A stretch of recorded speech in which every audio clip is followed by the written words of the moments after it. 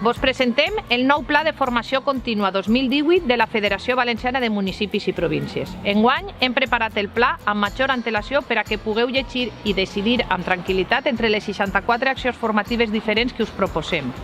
Com en els 2 anys anteriors, volem donar resposta als nous reptes que hem d'abordar des de l'administració local.